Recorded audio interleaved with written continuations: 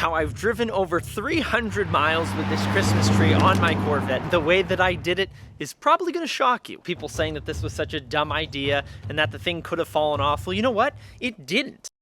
I'm back. That's right, I beat the dreaded coronavirus. I'm doing well, I'm alive. I'm sure that upsets some of you hearing that. Some of you are questioning why I'm filming a video now, almost at the end of January, talking about how I fitted the Corvette with a Christmas tree. It's a bit odd saying that still. As I said, I had the dreaded virus, didn't really feel up to filming, kind of felt lousy, and it was absolutely freezing outside. So that's another excuse I have. So for the past 5 weeks, I've been driving around with a Christmas tree on my C5 Corvette. And contrary to popular belief, it did not make the car any faster. The world has been wondering, how did he do it and why? No, I don't mean just driving around town. I mean like over 300 miles. No, not 300 miles on slow back roads with a speed limit of like 25 miles an hour and no sharp curves. I mean long distances on the highway where I was doing like 70 miles an hour.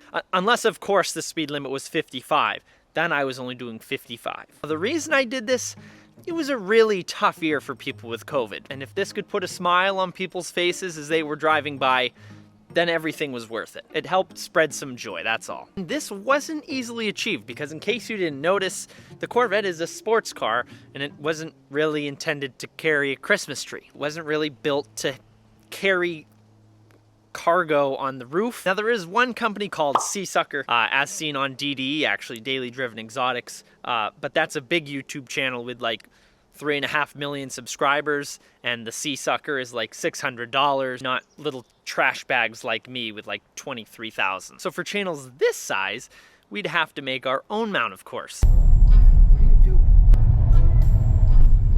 Yeah. Think it's big enough? I think so. Yeah, I think that might be perfect actually. Here's a quick preview of what it's gonna look like, or hope it's gonna look like. This is gonna be so awesome. I'm so excited.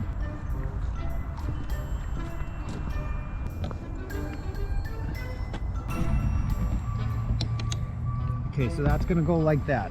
So here's a little bit of a close-up of the mount itself. So down below here on the four corners, we have Harbor Freight suction mounts, the heavy-duty aluminum ones.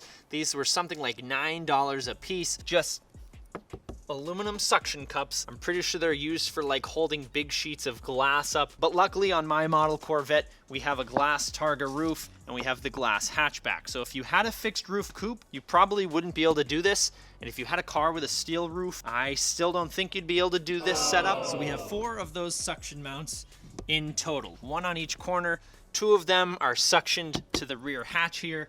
2 of them are suctioned to the Targa roof. Now, when I was mounting these, I made sure the glass was absolutely spotless. I cleaned it, I wiped it down with alcohol. I made sure that there was not a speck of dust on that Targa top where I was putting these suction mounts. And that, I think, is actually one of the main reasons that this mount actually worked. Next, it's a little bit hard to see on this side because the tree's fallen over it, but here you can see the PVC pipe mounting frame that we built. Over to this side where you can see it a little better. So we have 4 elbows, building a rectangle. I'll put up on the screen now what it looked like before the tree was on and covering everything. There's simply a giant rectangle we built, and then honestly, there was really no other way to mount this besides using these heavy-duty zip ties. See these suckers back here? They're pretty girthy, and we put this other crossbar in here to make sure the tree was up, because if that wasn't there, then it would kind of still sag down there, because I didn't want branches and stuff resting on here when I was driving and scratching it up. This stuff over here, I really couldn't do anything with, and it didn't actually scratch up the roof. So we got the frame, goes all the way under, crossbar there for extra support. Then we have it zip tied to the top of the suction mount here. Hangs over a bit here again to cradle the tree.